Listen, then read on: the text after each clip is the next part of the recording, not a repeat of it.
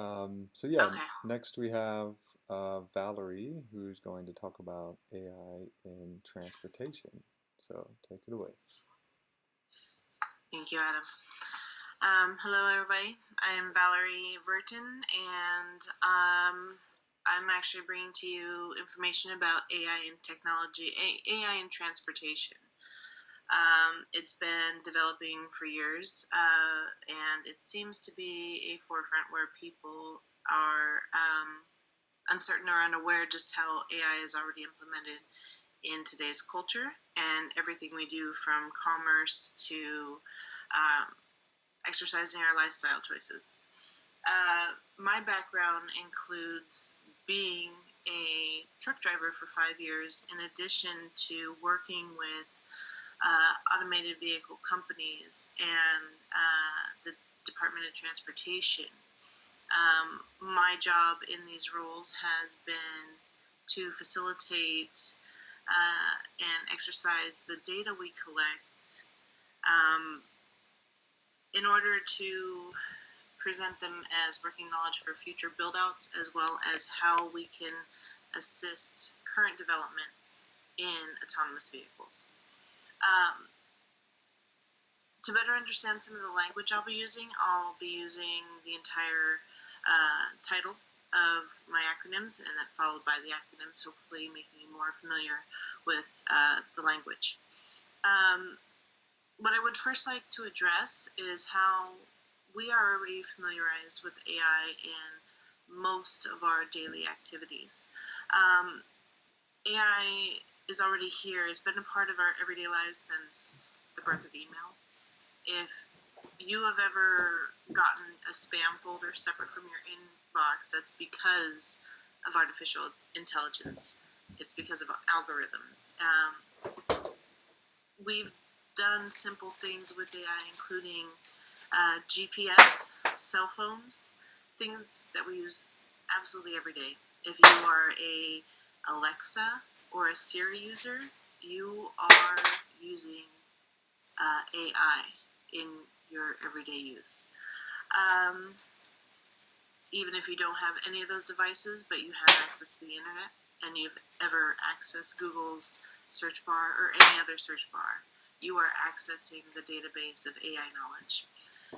AI stands for artificial intelligence, robots and machines. The internet is one of these machines. Over the course of the internet's existence, we've been teaching it. We've been creating AI the entire time. Everything the internet knows, everything our machines know, is because we taught them these things. We program our computers every day. We program our cell phones. If you have a streaming device, your selection is your programming process. Casual human use has helped us use and develop various data sets, including mass data collections, everything from how people commute on the train to their favorite internet streaming service. In addition to advancing development in computational power, meaning we can now access an entire computer in the palm of our hands, our cell phones, we've been able to not only collect data easily, more efficiently, and at any moment of any day, but it's been something that's just so commonplace for us.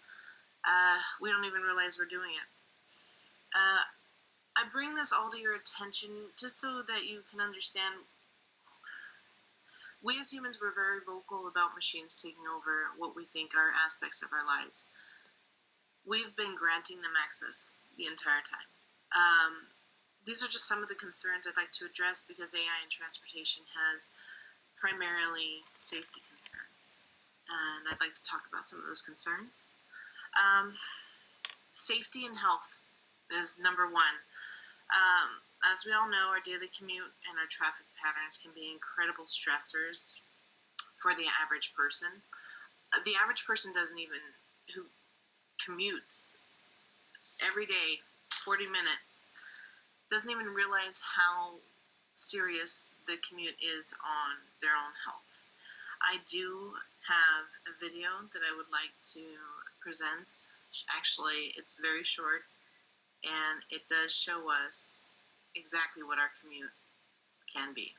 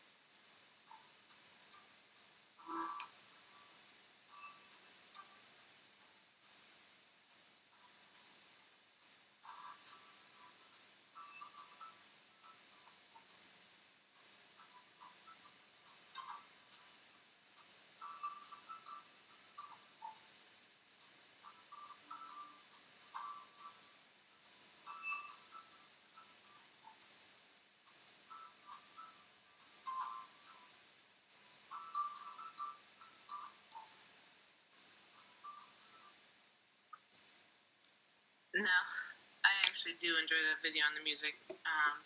It simplifies what we actually do every day for our traditional commute. The fact that we lose so much time just going to and fro, within our daily routine is something that's actually very valuable to the majority of us. AI in transportation helps alleviate just some of these concerns. We can actually access these times if we're talking about self-driving cars to better ourselves, to catch up on any sort of personal things, rather than submitting all of our time to obtaining our job titles and maintaining our lives. AI in transportation affects not only our commute, but our logistics, our very backbone of American commerce. What we do every day is transportation and logistics. Not a single thing you can purchase from a store has not touched a truck. It has been on travel at some point. So for us, we need to realize that in logistics, we're at a critical point of not actually having enough drivers or even trucks on the road to not even maintain, but just reach our consumer-driven demands. When it comes to AI and transportation, we are trying to focus on bettering our availability. If we do not take into consideration our logistical concerns, well, then we're not taking into consideration our financial risks. As things become harder to obtain, they become more expensive to obtain. Some businesses are not only reflecting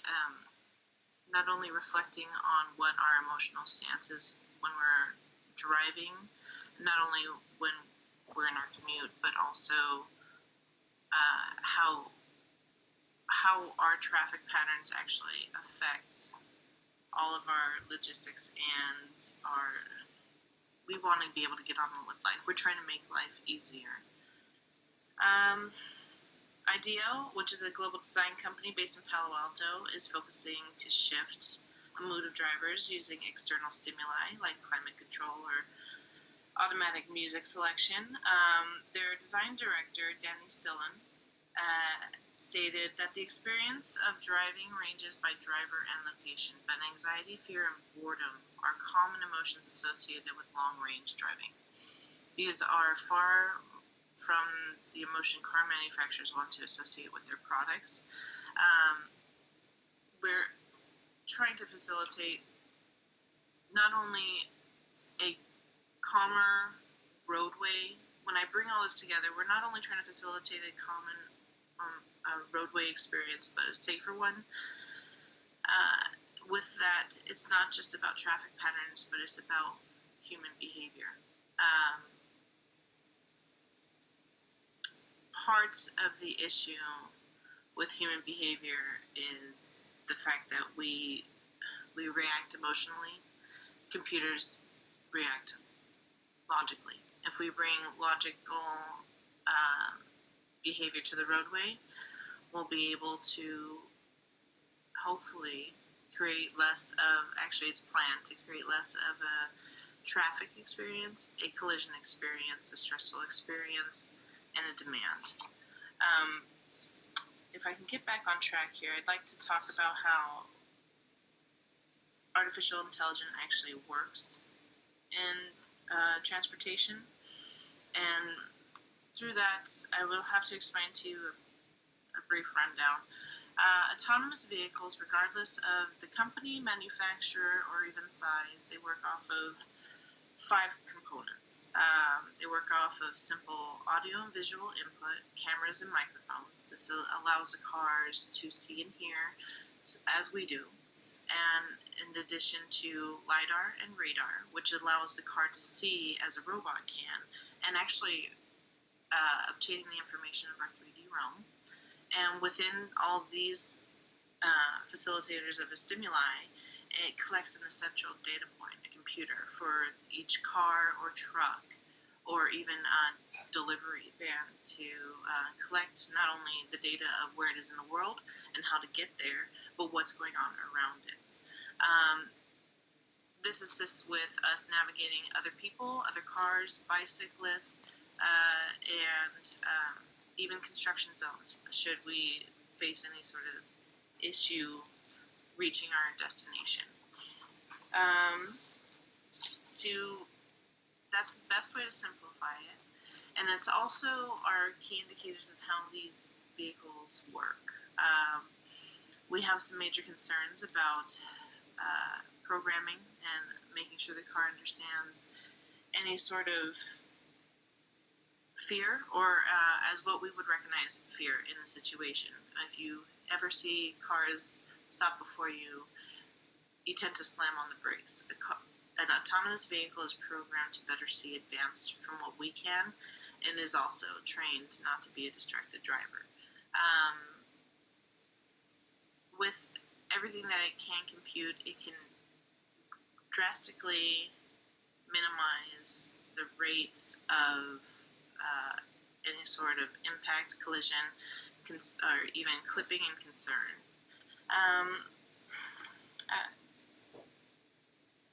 I would like to actually touch a bit on autonomous vehicles and trucking. Trucking is a major component for autonomous vehicles. This is the field that I actually fall into more so than any other. So I can go on, which I might. But we don't realize just how much trucks actually affect us. The average person who does not deal with trucks does not understand how losing our logistics and having a high demand for drivers and supply is actually affecting our entire commerce and way of life. If you think when you see trucks on the road, I don't think you really pay attention to how often you do. Trucks deliver and bring and build and send everything in our lives, from food to mail to diapers, pet food, clothing. When trucks slow down or they're unavailable, then everything that is in our lives that matters to us is also unavailable. Part of the autonomous vehicle development is to make better our lifestyle, in a sense that we no longer go for a want or a need. If I can, I'm going to go ahead and actually. But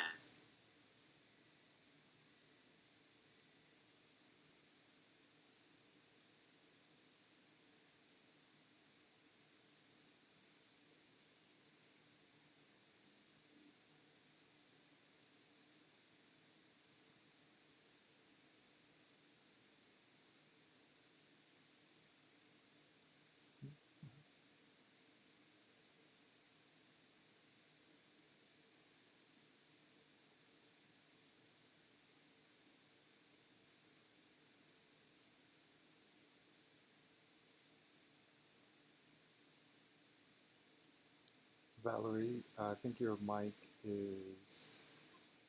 wasn't on. Okay. Is your mic on, Valerie? Second. Okay, it seems like it's on now. Okay. Can you present your screen again? One moment. Yeah. My entire system crashed. Can you see the screen just yet? Yeah, I can see it. You may want to um, stop your video, because that might be causing your computer. There's a lot of intensive operations. Alright. And yeah, you can show your screen. Camera off and okay. We're still presenting live? Not yet. You have to present your screen. Okay. I'm going to. Should I go ahead and just stop the presentation and give the oral? Yeah, that's fine too. If you don't have any more aids. I have. Well, my system is failing me, and I think if I were to mess around too much, I might crash the system again. So crash at least my session. Yeah, feel free to present what you have. Alrighty. I'll go ahead and wrap up. I only have a few more points.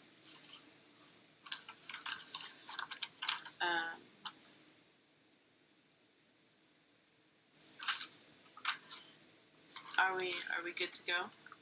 Yes. Okay.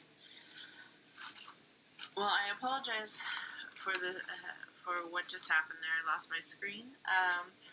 I guess what I can do is just cover a few points of how AI is actually planned to be utilized within transportation in the future. We do have some things that are already in development. One very exciting thing we have is something called air taxis, which was the skies of Dubai actually saw their first air taxi, which is a completely remote controlled drone, as it sounds, helicopter airplane service that is meant to be fully automated for people to travel. And 2018 was the first test flight was launched in Dubai.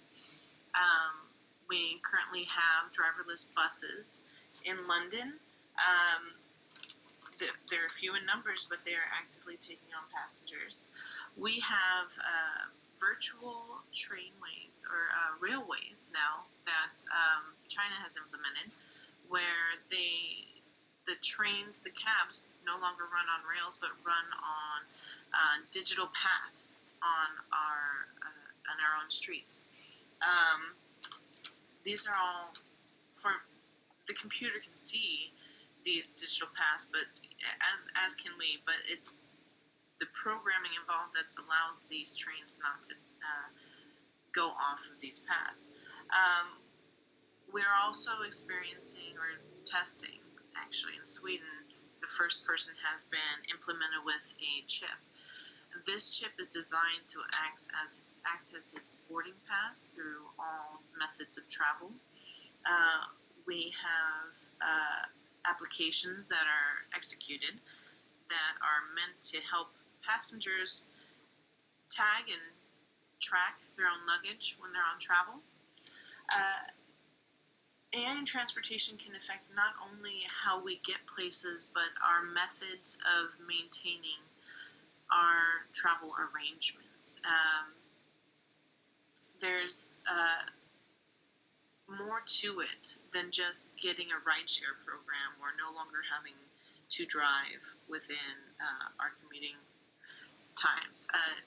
It's actually pretty amazing. And I guess at this point, the best thing I can do is open up to questions. Yeah, can you talk about your experience? You talked a little bit about how you got into the industry, but just kind of talk about what you're doing now and kind of like your progression? Yes, actually, thank you. I'm currently working still within logistics, and I'm contracted to a tech company that's running fueling for the private sector. What my job is I collect the information from the drivers and how they operate in their everyday lives, and I access that information and break it down so that when I present it to engineering and corporate, we're not only working out bugs, but we're making sure that the white collar worker knows how the blue collar actually does their job to make it easier for the delivery, for the service professional, for the customer. Part of the breakdown process is, being that it's a tech company going into logistics, is language. Language is an incredible barrier between the two realms of the actual blue collar and white collar person. They have completely separate jobs. So I basically provide a form of translation services between how the job gets done to the people who want the job to be done, if that makes any sense. Yeah, that makes sense. What are some of the tools that you use or that the engineers use in order to kind of take advantage or maybe speed themselves up in creating the software for this type of system? If you're talking about software development, a lot of that is information privy to the company, but and I've worked with a couple different companies on this, and honestly, they do vary. The best thing, so when it comes to software and names, I can't explain or talk about it too much. Also, it's a matter of when you're in something like an AI vehicle, an autonomous vehicle, you need to be able to experience, as an engineer, the bumps in the road, quite literally, that come with autonomous vehicles, for the reason that an engineer will program a car to turn left where there is a road to turn left, but there might be some error on the road that will affect the car's performance. And that can be anything from the actual roadway to the acceleration process to the jerkiness of the steering wheel. So the best thing that engineers can do when developing autonomous vehicles is being in them as often as possible to terminate any sort of bugs or what I like to call just oh my god moments, because being in a vehicle when you're exiting an off-ramp from a highway going from 65 to 25, and suddenly the acceleration is so immediate that it actually causes some worry, needs to be understood, because there's a very logical, matter-of-fact understanding that people who work within tech see, and that has to translate to real world, because somebody who's exiting an off-ramp is not going to stop at the light in a 25-mile-an-hour section in the last 10 seconds, especially if there's other cars ahead of it. So even though I can't speak as to the software, I can speak to the development, and autonomous vehicles is a sector that engineers have to be actively in the field. Yeah, that makes a lot of sense. This is an interesting topic because from what I hear, there's less and less workers that are going into becoming truck drivers. Do you actually, I mean, you're kind of boots on the ground. What do you see happening like over the next few years in terms of this technology, and do you think it is going to be a solution in the near term? Actually, it's already here. It's already on our roadways in California, where I actually am. We have many of them on the roads actively collecting data, executing driverless experiences, and picking up passengers. So what I would like to point out is that I forgot to bring this up in my talk with everything, is that there are companies opening their doors for passengers to actually experience the autonomous vehicle ride. So if you're interested, I would definitely look into companies that do offer the services and see if you can sign up for one. If you're not in California, I do know that there is another rideshare program for autonomous vehicles in Arizona. And we also have many vehicles out in Michigan as well as Washington State. When it comes to autonomous trucking, that is a little bit further behind as opposed to autonomous vehicles, cars. Part of that being is behavior, human behavior, and how we actually treat trucks. It's hard enough to safely operate an autonomous vehicle the size of a car on the road. You try to bring out a whole entire 63 feet worth of truck and trailer with freight on a computer, on a robot this young. And I'm not saying that it's a bad thing. I'm saying we are still teaching our trucks at a younger stage than we are teaching our cars. I see this, by 2020, I'm surprised we won't have this already executed, but it is definitely in the very near future. I see this as a very positive thing because as a truck driver, I'm involved in unions, I'm involved in Truckers Against Trafficking, I'm involved in advocacy groups like Truckers Voice in Court. And the biggest concern that truck drivers have is the loss of their jobs. This is a similar topic that you just brought up, but it affects us in the future as far as job markets go. So what I would like to say to that is that the jobs, truck drivers are in demand, in incredibly high demand currently, and this only going to increase. There are not enough qualified drivers to haul trucks. There are not enough safe drivers to haul trucks. There are not enough people who want to do the job, let alone do it well.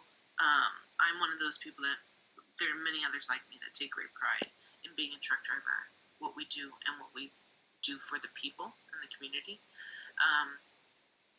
That being said, we are actually going to start phasing out these roles because the demand is not being met. The job market will be affected with this job phasing out, but because we are developing new jobs, new demands all the time, it doesn't mean jobs won't be there. We are seeing an incredible transition between logistics and tech, and this is we're just out the gates with that. If you're looking for a specific year or date, I do not have one for you as to when things are going to happen. There are some things that are far above my pay grade, but we will see it within our lifetime. Do you imagine that maybe this first phase would be where the machine is learning from the driver? I don't know if unions would be okay with that, but... No, that's absolutely right. Okay. That's what we are doing. Yes, you are absolutely right, Adam. We are teaching the vehicles. I cannot speak as for every company because I have not been with every company, but with the companies that I have been with, there's not an autonomous vehicle out there that doesn't have a person manning it. So when you see these autonomous vehicles on the road, there is somebody in the driver's seat. We are not going fully pilot yet.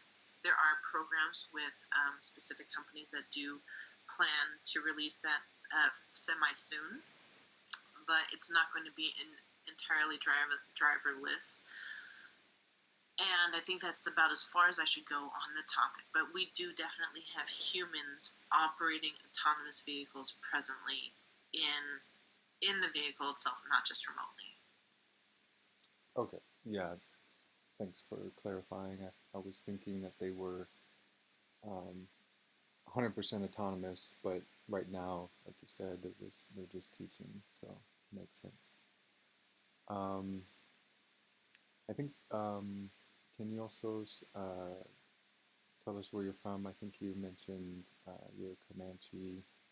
I thought it'd be good to bring up your background as well. Okay, when it comes to biology, cultural heritage, yeah. I was yes, I'm native and German. I was actually adopted. My family is Mexican. I'm a person who's there's a lot that's it's like an onion to me. I am a biracial person. I am a very light presenting person, but I am no less native than I am white. I grew up in within my family that's everybody's brown except for me. But I grew up very much a American Mexican. My whole family speaks Spanish. I've learned Spanish. I am more immersed in the culture of being the Americanized Mexican person. All of my sisters, at least, we all see each other to be the same. We are culturally Mexican, but we are also very American. I have one other sister, actually two, that work in tech. One works in development for a specific software company.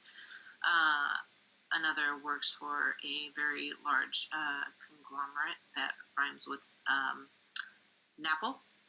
And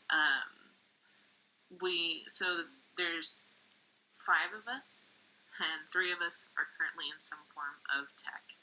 So there is, being all women, we're all minorities. We're women of color, and we are in tech. We're very content, and I'm going to go ahead and say that we've seen a great progress with people in tech. There are actually some affiliates that I also work with, including Lesbians Who Tech, and I work closely with the Google Gagglers. So we do have a pretty strong minority, quote-unquote, base within tech. Even though we are small, we are fairly strong. What would you like me to speak on? I identify culturally not just as being blooded, but being raised, as well as another couple communities that I fit into. So how would you like me to explain? That was good. I think there's many Native people that share a similar story as far as maybe being raised outside of their community, but it's really awesome to hear the work that you're doing with alongside your sisters, like in the tech community. It's really awesome to hear that. No, thank you. Yeah, I actually am pretty blessed to have pretty amazing sisters.